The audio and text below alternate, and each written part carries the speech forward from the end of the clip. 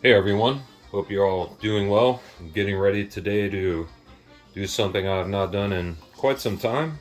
I'm going to sharpen up my favorite yanagiba, which is an older Aritsugu 270 millimeter yanagiba that I bought used. And you can see this one has some nice patina on the bevel. That's from quite a long time of slicing raw fish and wiping it down and washing it, but not polishing the patina away. So got some lovely blues and grays in there, and that is all from slicing raw fish. And oh, hey, buddy,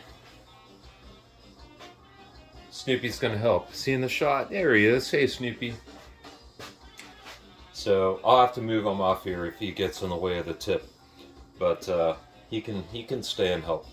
So today I'm just doing basically your basic hamaguri style yanagiba sharpening on this. I did a lot of work on this bevel when I first got the knife. It had been badly sharpened for a long time. It belonged to a local uh, person who worked in a sushi restaurant, and I spent many hours grinding this bevel out painstakingly to get it back to a good geometry. And then and I got it. It's probably the best work I've ever done. And then oh yeah, the water out of the sharpening cowl always tastes great. So anyway, I got this thing basically perfect, right? And then one day I had used it and I was wiping it down, drying it off, and waving it around, getting ready to put it back in its saya, and accidentally dinged the edge against the metal handle of a knife that was sitting in a knife block on my countertop that belonged to a friend of mine, and put a nice chip in it. And when I say that I angry sharpened that chip out, I'm not exaggerating because I was really angry with myself. Anyway, it's been a while since this beauty has been sharpened, so I'm getting ready to do that. And I'm starting on my 1000 grit suero.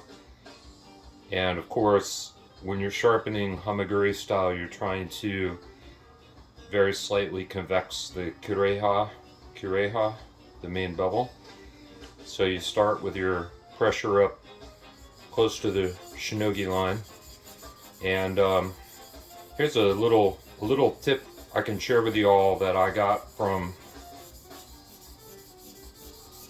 a Japanese sushi chef and knife sharpener that I follow on YouTube, which is because the bevel angles on these will vary down the length of the blade because of the curvature and all, it can be really advantageous to polish and sharpen your bevel an inch or two at a time, and use this corner of the stone up here.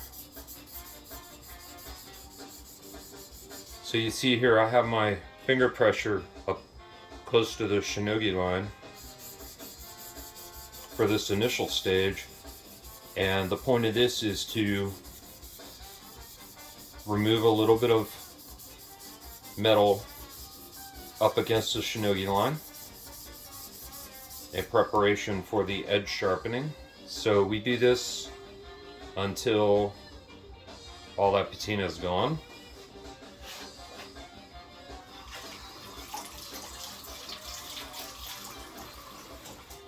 My cat is he's gonna help us today apparently. All right, buddy. There you go. All right, we'll get a little more water going here. My cat Snoopy loves to drink from my sharpening cowl, even though he has his own full bottle of water down there ready to go. So we can see now all that patina that was up here in the cladding is completely polished away. The shinogi line is polished crisply up to the edge of the cladding and looking good.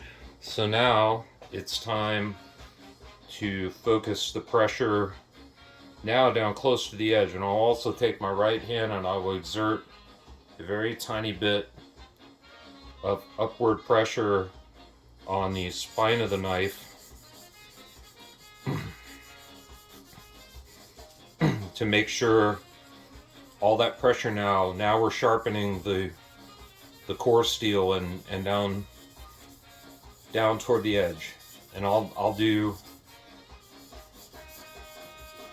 you know, a couple passes like this. And of course the core steel is much harder than the iron cladding, so it may take a little more time here to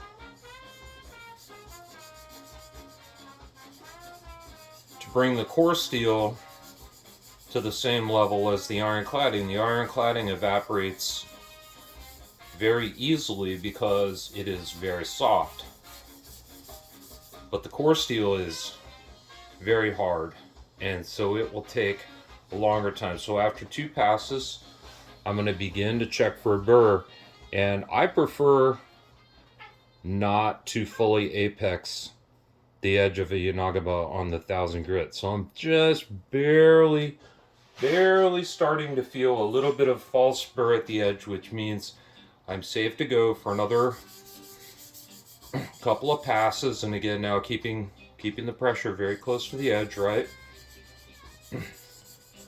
Polishing in increments. Excuse me. Polishing very incrementally, allowing all those bevel angles to just kind of blend together and really bring out the hamaguri profile, this very subtle convexity in the kureha, which not only strengthens the edge and allows us to get a much sharper edge, but also aids with food release and all that. You do not, at this stage, when you're doing finish sharpening on a yanagiba, you do not want to feel a heavy burr hanging over the edge on a 1000 grit. You need to save that for your 3,000 to 4,000 at minimum.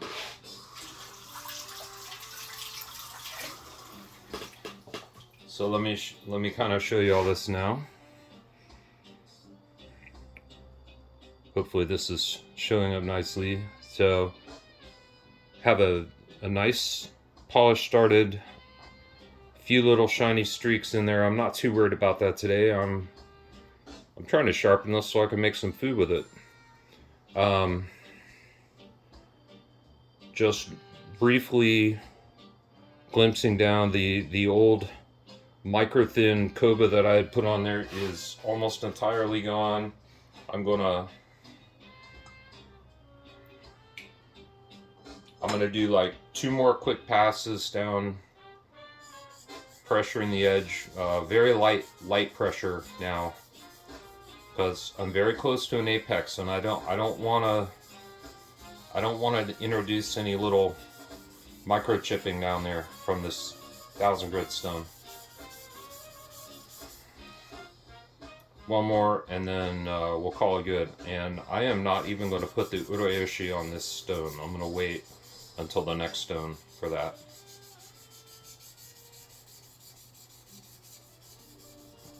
So why am I doing all this up close to the corner of the stone?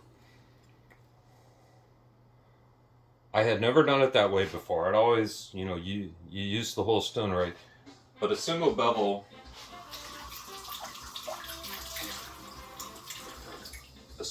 knife, and you know, you live and you learn, and I watch a lot of sharpeners, and I see things they do, and I think, wow, that's interesting. Why do they do it that way? And maybe I should try that. So sometimes I try things, and in this case it made a lot of sense. So there's a couple reasons for why I have sort of adopted this method, and the one main reason is because the bevel angle on a single bevel will almost invariably change from tip to heel. Almost every single bevel will have a shallower bevel toward the tip and a little thicker bevel, a little higher bevel angle toward the heel, and so polishing it a little bit at a time will allow you to hit all those spots and maintain the proper geometry of the blade. And also, for most of us who are right-handed sharpeners, our bottom left and upper right corners of the stone, which obviously can be flip-flop, get the least amount of wear. You know, when we're sharpening double bevels, we're in there, so the centers of our stones tend to get dished out. So this is a way. I'm on my 4,000 now, and now repeating the process, starting up by the shinogi, kind of polishing that soft iron up a bit. So this is a way that we can use a part of our stone that doesn't necessarily get used a whole lot and not dig the middle of the stone out. Apologies, this is stickying a little bit. It's oftentimes the case that the soft iron cladding will come off just a tiny bit gummy and want to stick to your finer stones. So little water is good. I've got just a little bit of baking soda in this water just to protect against any flash rust and that sort of thing. So don't have to worry about flash rust popping up in these few minutes that I'm sharpening the knife. This is now starting to look very nice. This Suero Debato 4000 grit really makes soft iron cladding pop. Look at that dark gray haze, is just gorgeous. And I'm not going to be super perfectionistic about the polish in this video. You know, I can always go back and do some fingerstone work if I want to perfect that. This video is just intended to show how I get this particular knife ready for some food prep after a long time of not sharpening, and just show the basic technique that I've been using with a lot of success. And again, I have to credit seeing someone who is far more expert than myself in this way. So now that I've done one pass down close to the edge, you see that the beautiful mirrory polish starting to come out on the core steel. I love this knife. It polishes up so nicely. I'm getting a little bit of gummy particulate stuff kind of building up in this. So let me just rinse that off, and just want to make sure we don't get any little shiny streaks in there, because some little particle of crud worked itself up into there. So again, now second pass, finger pressure down close to the edge. A little bit of upward pressure with the right hand, just a little. The heavier and wider your knife, you know, if you're doing a deba and you're trying to work it, you have to really, you know, maybe even a wider, heavier usuba, you may have to really, you know, lift up a little bit. Don't be afraid. All you're doing is saving yourself work, okay? If you let the weight of the knife rule you, you'll spend hours and hours and hours and hours and hours grinding against your shinogi line and never get near your edge. You can end up with your shinogi line up toward the spine and you still haven't gotten to your edge yet. So you need to work your pressure. You need to work your pressure so that you're doing the work where it really needs it. And yes, every sharpening you need to get up, you know, I mean, once your knife is properly shaped and set up, you need to, every sharpening you should raise that shinogi line just the hair's breadth and polish that upper part of the blade road. This is so close. I'm gonna do one more pass along the edge, and I'm not using a lot of pressure, but I'm gonna really concentrate on focusing the minor amount of pressure I am using down very close to the edge, just to make sure we get that lower part of the bevel down behind the edge very thoroughly and very crisply.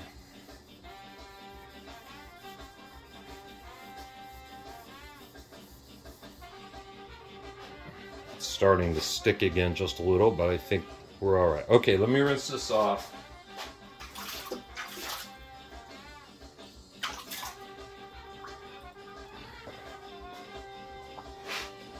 And now we see we have really a beautiful contrast going in. I really love the lamination line on this knife. It's not super wavy like a Masamoto, but it's there. But the contrast is just superb, and the lamination line polishes up so clean. Oh, gee whiz, I almost forgot. So now I have a very fine hair burr there, so it's time to gonna do literally just one quick pass on the back.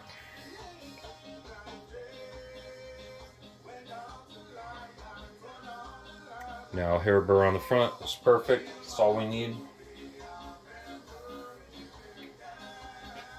Beautiful.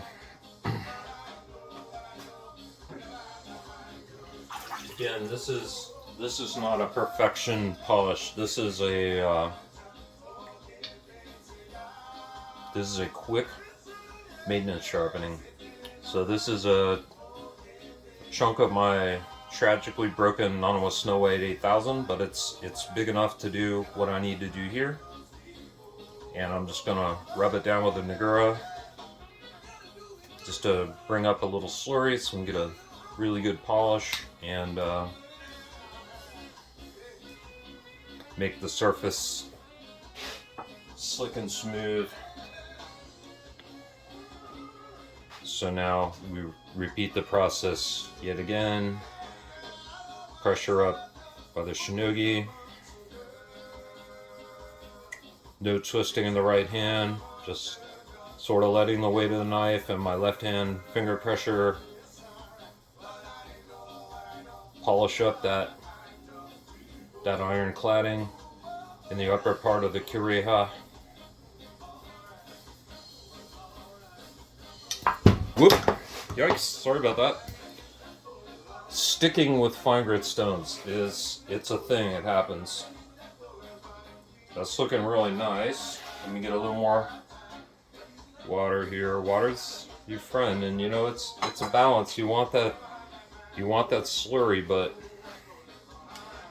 you also don't want your blade sticking to the stone, because then bad things happen. And I would like to say that my stone got broken because of a similar incident that just happened, but it was standing up to dry, and it just got bumped and fell over on the countertop and snapped in half, and that was it. So I may try to epoxy it back together. I have all the pieces, but more than likely I'm just gonna keep this piece for polishing just like this, and probably cut the little end up into finger stones. And at some point I'll treat myself to a new Nanawa Snow White. So the upper part of the blade road is done. Now again, behind the edge, pressure very close to the edge, getting a little mirror polish on that core steel. Very light pressure now, not trying to roll anything over, not trying to add any unnecessary scratching.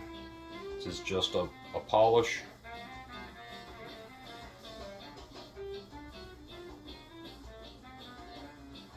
Very light pressure here.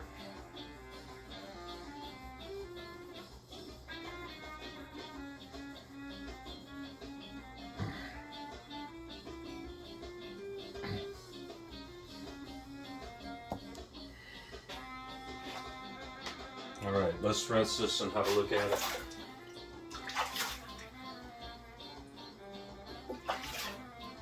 Boy, that slurry doesn't want to come over there. There we go. So, looking pretty nice now. Got a pretty decent little polish. Some little pockets of slurry that kind of stuck to it, and I'll clean that all off thoroughly when I'm done. This is about the time I start very carefully, because this knife will cut the shit out of you. Feels very good. So now,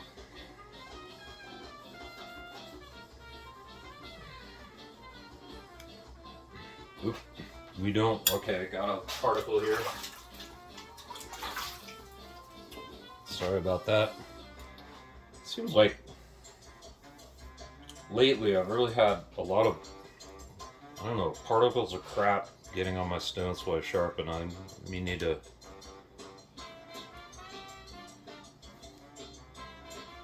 excuse me a second. I apologize, people. I take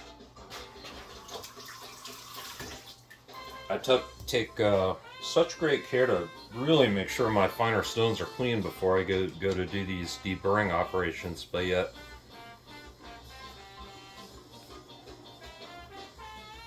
somehow I seem to keep ending up with particles of crap floating around, and you hit them and you hear this tick. You're like, oh, there's a microchip. So we don't want any microchips. We do not want microchips. Bad. Okay, clean, sharp edge, good. Microchips, bad.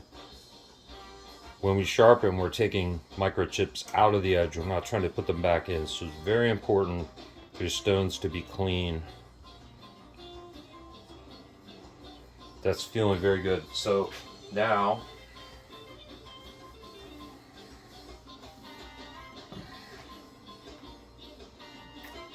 because I forgot to prep my 12,000 grit stone, I have to do that very quickly.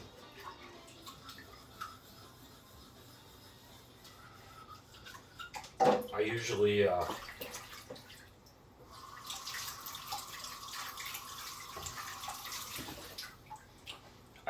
like to dunk this. My Shopdone 12,000. I usually like to dunk this one in the water for about 2 or 3 minutes. Scrub it with a nagura. Really polish the surface, and then rinse it off, soak it a little more, and then scrub it with my hand. It's a little kind of process, but for yanagiba, I prefer to only add my koba with the 12,000 grit stone. So I raise it up just literally a couple of degrees from the bevel angle, and I give it a few very light strokes until by eye I can just see a very, very tiny glint that's about a hair's breadth wide down there, and I think that's going to be it. And then I do a final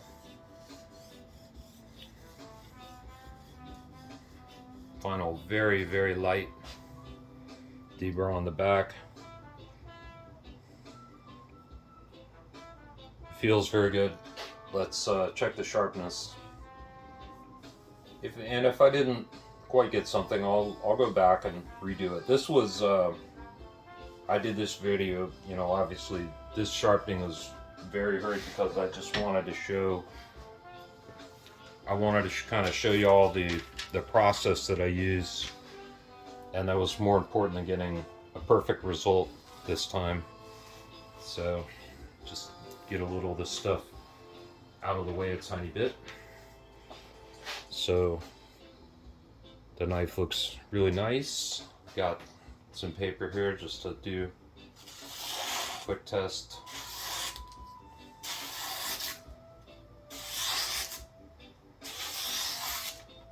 And it's pretty clean.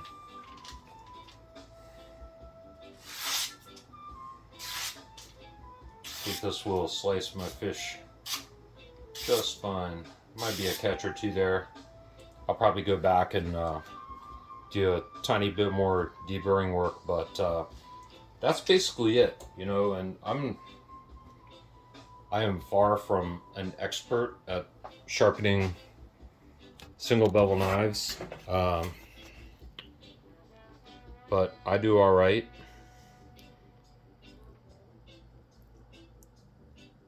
I've had this knife down to like 17 on my best machine, which means that when I take my time and, you know, really do this right, using this technique, the edges that I can get are pretty phenomenal. And since I only use this knife to gently slice raw fish, it very rarely needs to be sharpened. Hey Snoopy, cat's back. So anyway, I hope you all enjoyed that. That was just a very quick basic sharpening and little kitty love, but look how beautiful that lamination line is in the contrast. Quick backstory on this knife for any who care. If you were to buy this new, it's about let's say like a $350 yanagiba, okay? You know, it's got a nice rosewood handle, and I got this very used from a local former sushi guy, and I paid $75 for it. And you could see how much I had to grind it up. You see the shinogi line is now pretty close to the kanji. You can see how much I had to grind it up to kind of even this out and get it back to where I could take a quick, you know, decent sharpen and polish like that. And but I tell you what, it really rewarded my efforts, and it's certainly one of my most favorite knives that I've ever collected, even though, you know, I've spent a lot more than that on some other knives. But this one, it really performs. It's just a dream to use. It slices so beautifully. And unfortunately, it has actually sliced me once or twice. So I'm very careful with it now. But anyway, so that's it. That is how I currently sharpen my yanagibas, and especially this one. So, love to hear any comments or questions you all may have. And, you know, I'm not an expert. I do my best. I learn from others who are better than me, and I do my best to incorporate the knowledge that I gain into my own technique. And I'm always looking to learn more things, and always open to comments and criticism and suggestions. So please, if you see anything here I'm doing that you think I could do better, let me know, because I always want to get better. I love these knives, and I love cooking, and I love sharpening. So there you go. All right, my friends, y'all take care. See you next time. Bye bye.